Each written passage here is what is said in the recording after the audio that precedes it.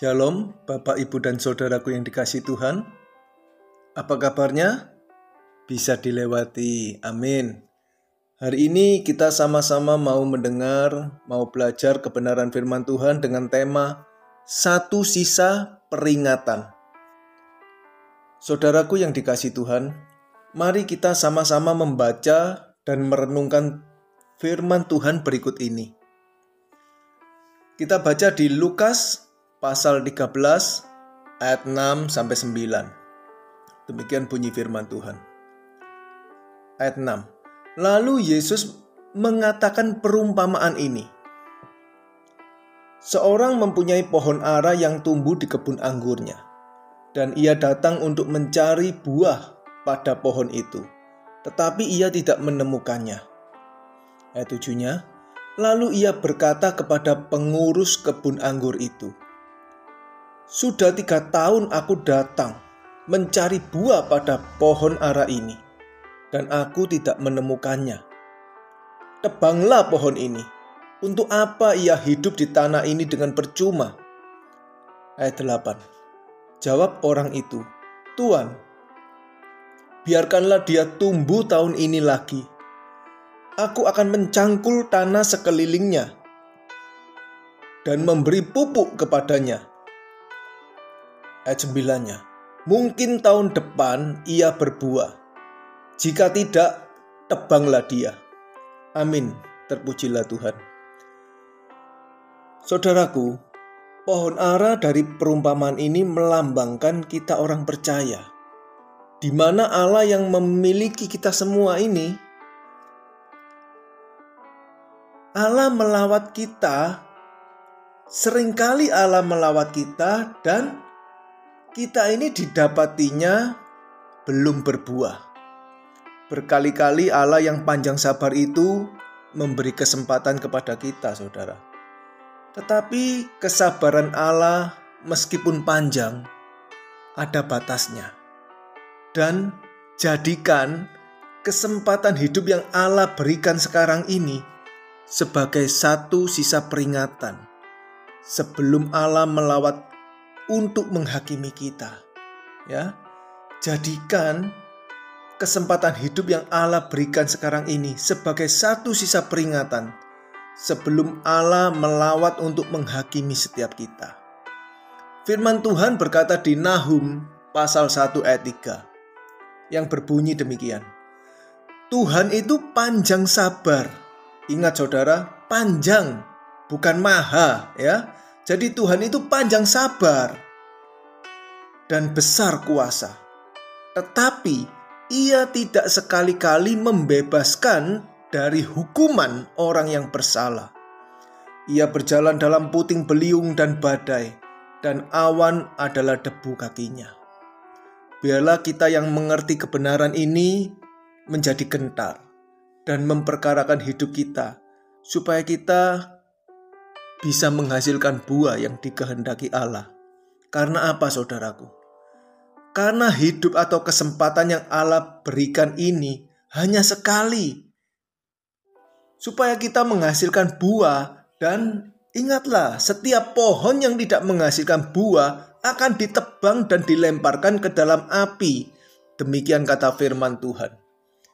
Oleh sebab itu, kita harus hidup dalam ketakutan selama kita menumpang di bumi ini, kata Rasul Petrus dalam suratnya. Supaya kita sungguh-sungguh memperkarakan apakah kita menghasilkan buah-buah yang dapat dinikmati Allah atau tidak.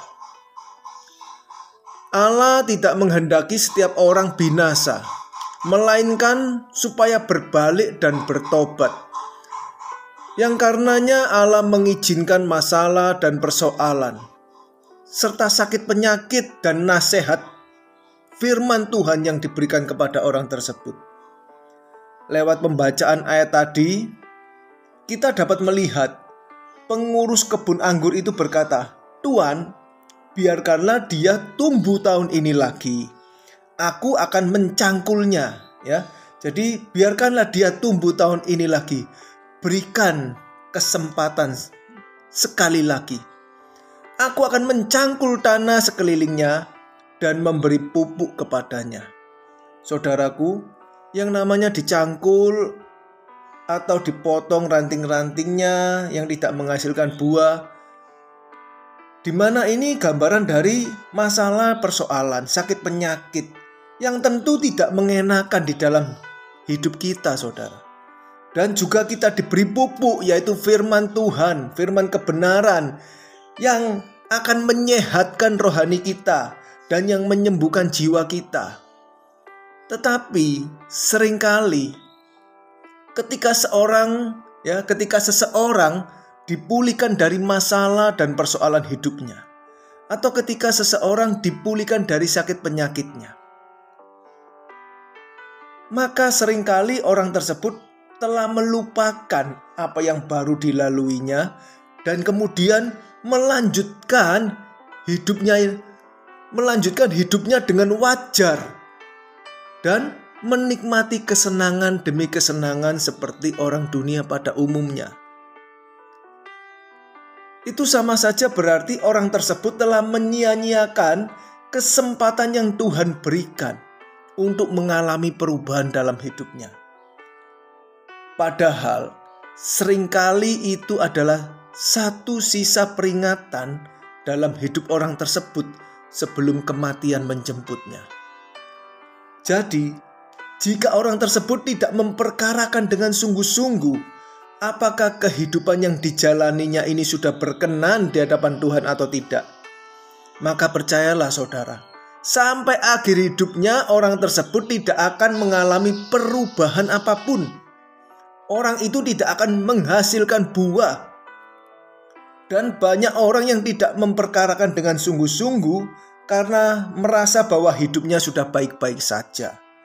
Karena menjalani hidup ini dengan baik, melakukan kegiatan agama dengan baik, bahkan aktif di gereja, aktif ke gereja, baca firman, aktif dalam pelayanan. Tetapi pada akhirnya, di hadapan pengadilan Tuhan, semuanya itu akan menjadi sia-sia jika orang tersebut tidak menghasilkan buah dalam hidupnya. Menjadi sia-sia kalau orang tersebut ternyata miskin di hadapan Allah. Menjadi sia-sia jika orang itu tidak melakukan kehendak Allah dalam hidupnya. Karena itu Yesus sendiri berkata di Lukas pasal 10 ayat 20 yang bunyinya demikian. Namun demikian, janganlah bersukacita karena roh-roh itu takluk kepadamu. Tetapi bersukacitalah karena namamu ada terdaftar di sorga. Ingat ya, sekali lagi, bersukacitalah karena namamu ada terdaftar di sorga. Perkataan Tuhan Yesus ini mengingatkan kita, saudara. Memperingatkan kita supaya kita jangan bersukacita karena rajin melakukan kegiatan agamawi saja.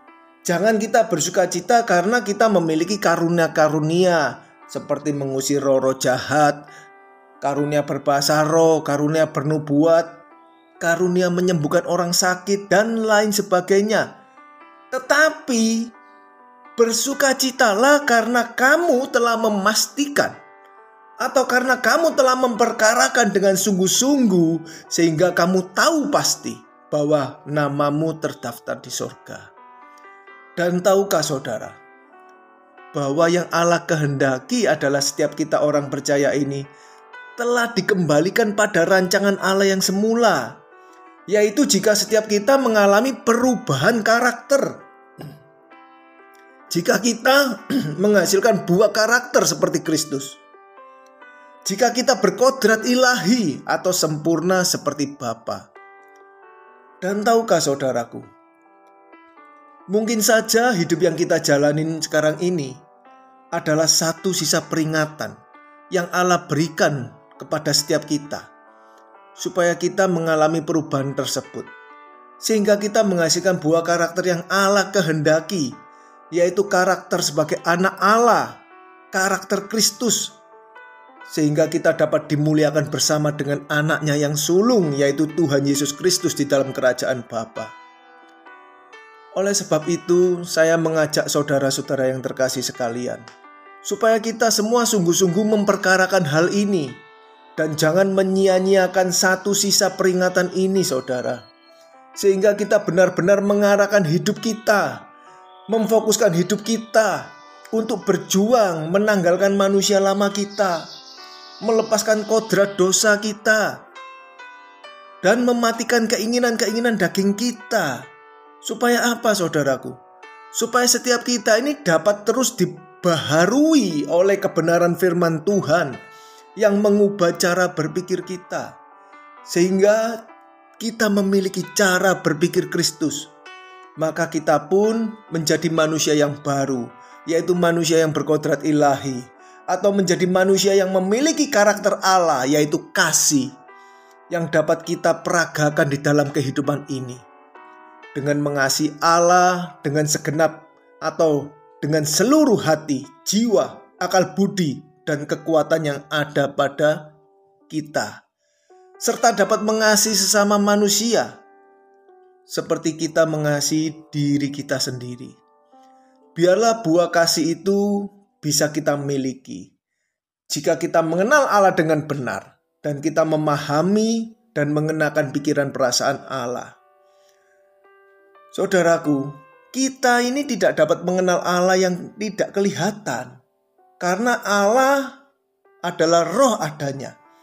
Tetapi jika kita sungguh-sungguh menjadi murid Kristus yang baik, kita belajar memahami apa yang telah Yesus Kristus ajarkan, maka kita akan mengenal Kristus dengan benar, di mana itu berarti kita pun mengenal Allah, karena kita telah mengenakan pikiran perasaan yang terdapat dalam Kristus Yesus. Perhatikan perkataan Yesus berikut ini di Yohanes pasal 14 ayat 9.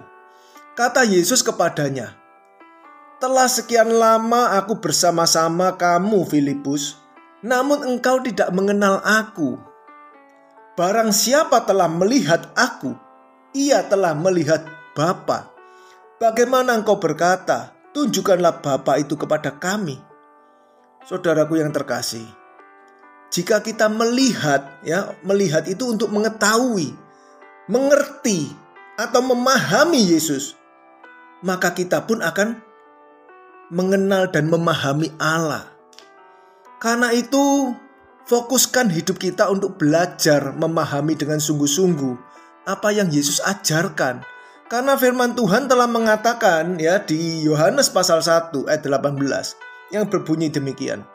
Tidak seorang pun yang pernah melihat Allah, tetapi anak tunggal Allah yang ada di pangkuan Bapa, dialah yang menyatakannya. Amin, saudaraku. Dengan memahami ini, maka kita harus mengubah arah hidup kita untuk tidak serupa dengan dunia, untuk tidak mengasihi dunia lagi. Kita tidak mau bersahabat dengan dunia lagi, dan kita harus meninggalkan kesenangan dan percintaan dunia. Supaya apa, saudara? Supaya kita ini bisa menjadi murid yang baik, sehingga kita bisa serupa dengan Kristus, supaya kita bisa menghasilkan buah, yaitu buah kasih dan karakter Kristus yang dapat dinikmati oleh Allah. Saudaraku yang dikasihi Tuhan, mendengar ini tentu banyak orang percaya yang gak suka. Kenapa? Karena banyak orang yang lebih memilih hidup untuk menuruti keinginan dagingnya, saudara. Hidupnya masih berkiblat pada dunia, masih memuaskan hawa nafsunya. Dan memang saat ini tidak terlihat perbedaannya antara orang benar dan orang fasik. Bahkan orang-orang yang hidup serupa dengan anak-anak dunia, tahukah saudara, mereka terlihat begitu senangnya menjalani kehidupan ini. Nothing tulus, menjalani dengan sukacita, terlihat seakan-akan berkelimpahan dan bisa bersenang-senang sepanjang waktu. Tetapi bila kita yang mau sungguh-sungguh berubah, yang menganggap hidup yang kita miliki ini adalah satu sisa peringatan yang Allah berikan sebelum Allah mengutus Tuhan Yesus Kristus untuk datang menghakimi dunia, maka biarlah kita diteguhkan oleh ayat berikut ini. Kita baca Wahyu 22 ayat 11-12 yang berbunyi demikian. Ayat 11. Barang siapa yang berbuat jahat, biarlah ia terus berbuat jahat. Barang siapa yang cemar, biarlah ia terus cemar. Barang siapa yang benar, biarlah ia terus berbuat kebenaran. Barang siapa yang kudus, biarlah ia terus menguduskan dirinya. Ya, kita lihat saudara, di dalam kehidupan sekarang ini sudah terjadi pemisahan. Yang berbuat jahat dibiarkan oleh Allah. Ia terus berbuat jahat, ya. Yang berbuat jahat karena tidak ada hukuman, ya, artinya berbuat langsung dihukum. Berbuat jahat langsung dihukum. Tidak ada seperti itu. Karenanya orang yang jahat makin jahat. Orang yang cemar terus berbuat cemar. Tetapi orang yang benar, biarlah ia terus berbuat kebenaran. Barang siapa yang kudus, biarlah ia terus menguduskan dirinya. Selanjutnya ayat 12. Sesungguhnya aku datang segera, dan aku membawa upahku untuk membalaskan kepada setiap orang menurut perbuatannya. Saudaraku, Tuhan memberi setiap kita kehendak bebas. Apakah kita menggunakan kehendak bebas kita untuk menghasilkan buah, untuk mengalami perubahan dengan hidup kudus dan hidup dalam kebenaran atau tidak? Tuhan tidak melarang dan Tuhan tidak mencegah, saudara. Kita melihat keadaan dunia hari ini. Orang bisa sebebas-bebasnya berbuat apapun. Tetapi yang harus kita ingat, Tuhan sudah berkata bahwa Dia akan segera datang dan membalaskan kepada setiap orang menurut perbuatannya. Karena itu, saya mengajak supaya kita semua menjadikan ini sebagai satu peringatan terakhir dari Tuhan. Sehingga kita sungguh-sungguh mau berubah dan menghasilkan buah yang dapat dinikmati oleh Allah, dinikmati oleh Tuhan dan sesama kita. Teruslah berjuang dan tetaplah semangat. Amin. Tuhan Yesus memberkati kita semua.